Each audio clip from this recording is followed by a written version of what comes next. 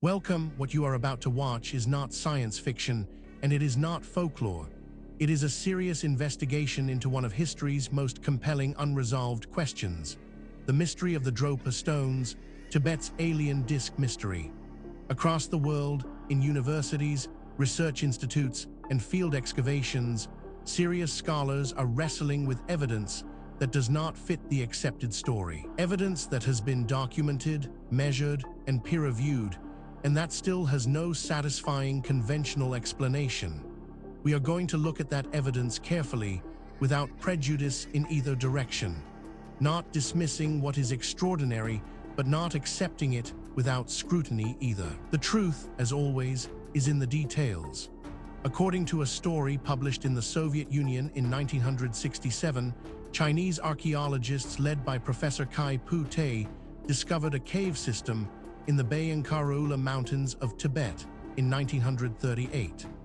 Inside, they found rows of small human-like graves and 716 stone discs, each approximately 30 centimeters in diameter, with a central hole and a spiral groove running from the center to the edge. When the grooves were examined under a microscope, they were found to contain tiny hieroglyphic characters, and when they were finally translated by a Professor Tsum Nui, they told a story of a group of beings who had crash-landed on Earth in prehistoric times and could not repair their craft.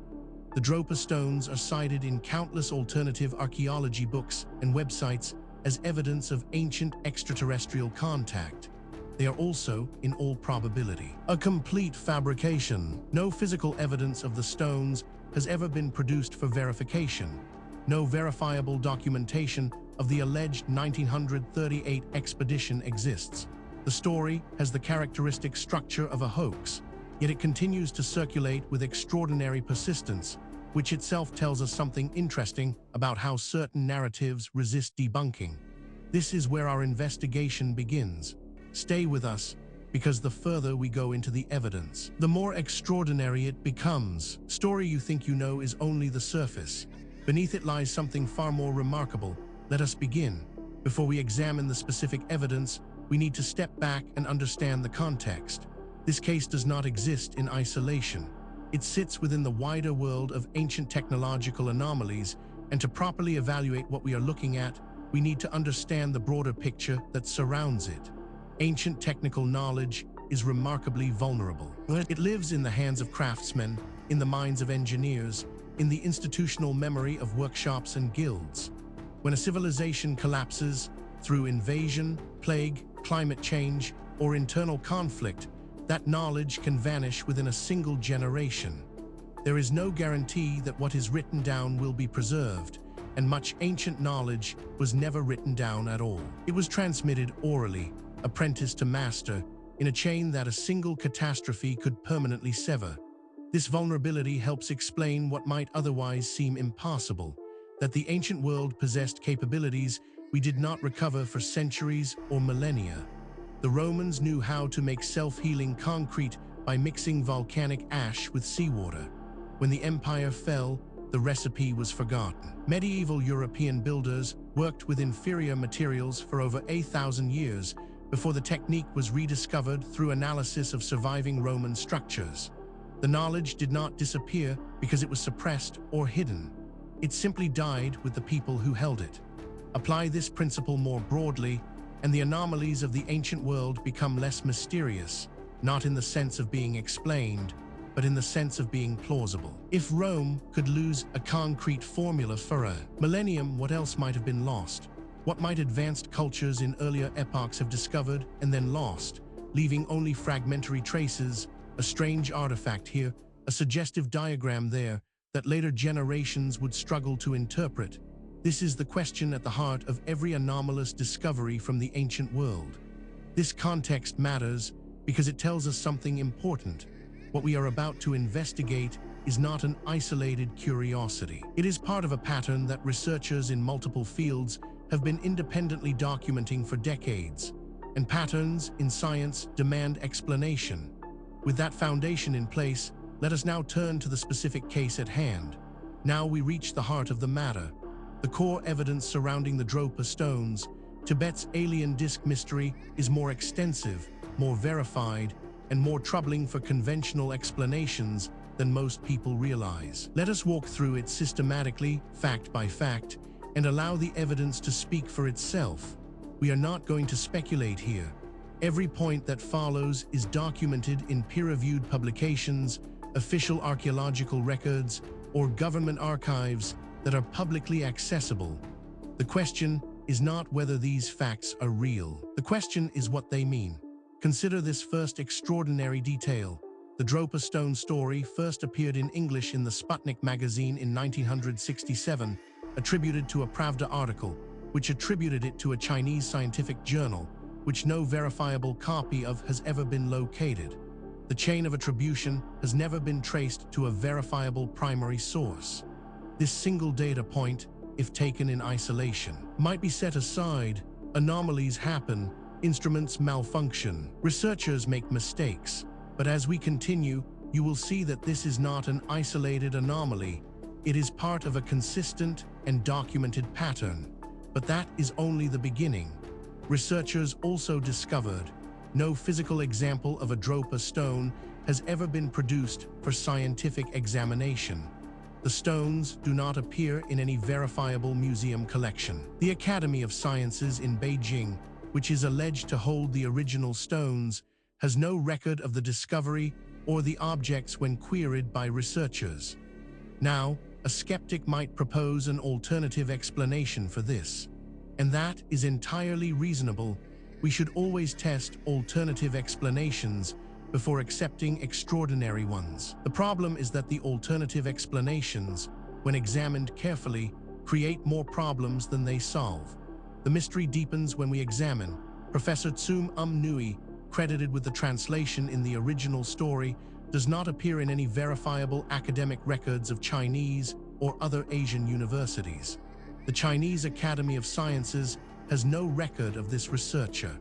This is where the conventional account begins to strain. Each individual fact might be dismissed or minimized in isolation, but the cumulative weight of the evidence is another matter entirely. Perhaps most remarkable of all, the Bayan-Karaula region of China is real and contains inhabited mountain villages. The Dropa, however, are not a verified ethnic group in Chinese ethnographic records. Some researchers have attempted to identify them with real Tibetan or minority communities without success. Researchers who have examined this evidence have described it as genuinely difficult to explain within the accepted framework. These are not fringe commentators. They are credentialed academics publishing in mainstream journals, raising questions that the field has not yet satisfactorily answered. Then there is the matter of the story acquired an additional embellishment when a Russian author named Vyacheslav Zaitsev claimed in 1967 to have analyzed the stones and found them to contain high levels of cobalt and to oscillate at an unusual frequency. These claims have never been verified by independent researchers. What makes this particularly significant is its independence from the previous points. This is not a case of one theory requiring another. These are separate lines of evidence converging on the same uncomfortable conclusion. Adding to the enigma is this finding. A German researcher named Ernst Wegener reportedly photographed examples of the stones in a Zion museum in the 1970s and was told the museum could not explain their origin. This account added detail to the story but has also not been independently verified, and the Zion Museum has no record of the objects. This single data point, if taken in isolation, might be set aside. Anomalies happen, instruments malfunction, researchers make mistakes. But as we continue, you will see that this is not an isolated anomaly. It is part of a consistent and documented pattern, equally puzzling to investigators. The Dropa Stone story serves as an instructive case study in how pseudo-archaeological claims propagate. An initial story with vague attribution is repeated and elaborated by successive authors, each adding detail without verification, until the accumulated detail creates an appearance of substance that the original claim lacks entirely. Taken together, These facts form a pattern that cannot be explained by coincidence, misidentification, or methodological error. Each piece of evidence has been examined by skeptics. Each has been subjected to alternative explanations, and in each case, the alternative explanation falls short of accounting for everything that has been documented. We are left with a body of evidence that demands explanation and an accepted narrative that does not provide one. This is where serious inquiry begins. Now that we have established the evidence, we need to examine the theories that researchers have proposed to explain the Dropa Stones, Tibet's alien disk mystery. This is where the debate becomes most intense, because the theories reflect not just different interpretations of the same evidence, but fundamentally different assumptions about what is possible and what the past looked like. Understanding these theories is not just an academic exercise. Each one has been championed by serious researchers with genuine credentials, and each one captures something that the others miss. The truth, if it is ever established, will likely draw on elements of several. The first major explanation proposed by researchers holds that the Dropa Stones are a complete fabrication with no basis in reality, created initially as a Soviet-era curiosity story and subsequently elaborated by multiple authors who added detail without verifying the original claims. The absence of physical evidence and the unverifiable chain of attribution are conclusive evidence against the story. This interpretation has significant academic support and is backed by substantial evidence, but it is not without problems. Critics point out that it requires assumptions that go beyond what the evidence strictly supports, and that key predictions of this theory have not been confirmed by subsequent research. It remains contested, and the contest is productive. A rival school of thought argues that the story is based on a misunderstanding or distortion of a genuine archaeological discovery, possibly of actual stone discs from a real site that was subsequently embellished beyond recognition by successive retellings. A kernel of real discovery might underlie the legend even if the extraterrestrial narrative is invented. This theory is controversial, and deliberately so. Its proponents argue that the evidence demands an explanation outside the conventional framework. Critics counter that extraordinary claims require extraordinary evidence, and that the evidence presented, while suggestive, does not yet meet that standard. The debate continues in peer-reviewed literature. Perhaps the most unconventional theory suggests that the Dropa story represents deliberate Cold War information manipulation, a story designed to gauge Western credulity about fringe archaeology or to discredit alternative history writing, released through a chain of attribution that made it impossible to trace or verify. This interpretation is speculative but consistent with the story's structure. What is striking about this debate is not merely that experts disagree. That is normal and healthy in science. What is striking is the quality of the disagreement. Serious researchers, working from the same body of evidence, reaching genuinely different conclusions. That level of fundamental disagreement, when it persists over decades, is a signal that something important has not yet been understood.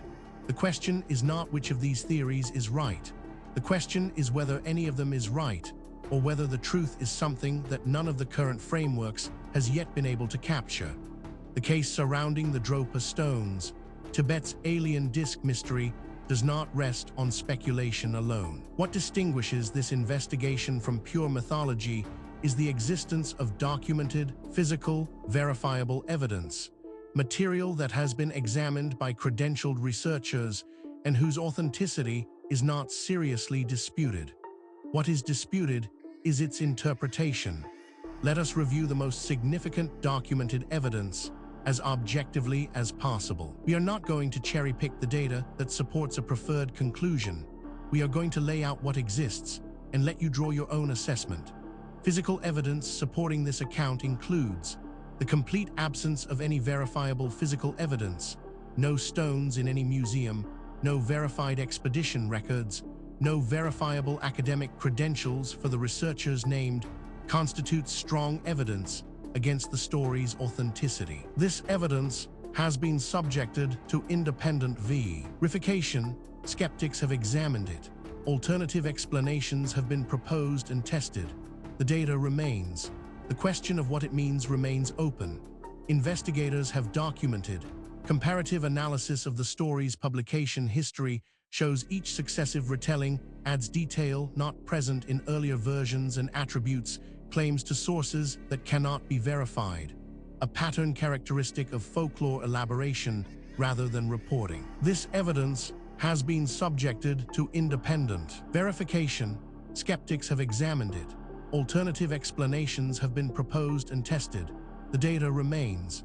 The question of what it means remains open. On-site analysis revealed the Bayankarula region has been accessible to researchers since the 1980s, and no subsequent expedition has found the caves, graves, or any physical trace of the alleged 1938 discovery, despite the story's specific geographic claims. This evidence has been subjected to independent verification. Skeptics have examined it. Alternative explanations have been proposed and tested. The data remains. The question of what it means remains open. Each individual piece of evidence might, in principle, be explained away. A single anomalous artifact might be misidentified. A single anomalous date might reflect contamination. A single anomalous eyewitness account might reflect misperception. The question is whether all of the evidence can be explained away, and whether the explanations required are more or less plausible than the evidence itself.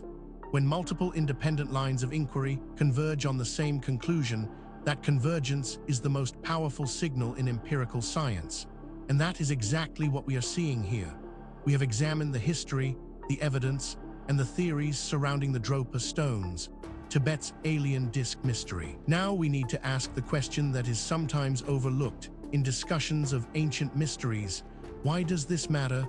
What does it mean for us today? It would be easy to file this away as an interesting historical curiosity, a puzzle from a distant past with no bearing on our present lives. That would be a fundamental mistake. The questions raised by this case touch on issues that are directly relevant to who we are, where we came from, and what the human story actually looks like before the period covered by conventional history. The Dropa Stones story is a useful case study in pseudo-archaeology, in how a story without verifiable foundation can acquire apparent credibility through repeated citation and elaboration. It illustrates the importance of tracing claims to primary sources and the way that accumulated detail can substitute for actual evidence in narratives designed to appeal to readers who want to believe. The real mystery of the Dropa Stones is not extraterrestrial contact. It is why a story with no physical evidence and no verifiable documentation continues to circulate as fact 50 years after it first appeared. Furthermore, the tools available to investigate these questions are advancing rapidly. Satellite imaging, ground-penetrating radar, ancient DNA analysis, isotopic tracing, and deep-sea sonar are all providing capabilities that previous generations of researchers could only dream of. Cases that were genuinely unresolvable 10 years ago are now open to new analysis, and the findings, consistently, are expanding rather than contracting the mystery. The investigation continues. New discoveries are being made. New analyses are being published. New voices are entering the conversation from disciplines that were not previously part of the discussion. The answers, when they come, and they will come, will not merely solve a historical puzzle. They will force a fundamental revision of assumptions that underpin our entire understanding of human history and human potential. We have now walked through the complete case of the Dropa Stones, Tibet's alien disc mystery, from the historical record through the physical evidence, across the code, impeding theories, and into the modern significance of what remains unresolved. What the story of Dropa Stones ultimately reveals is not just a historical puzzle. It is a mirror.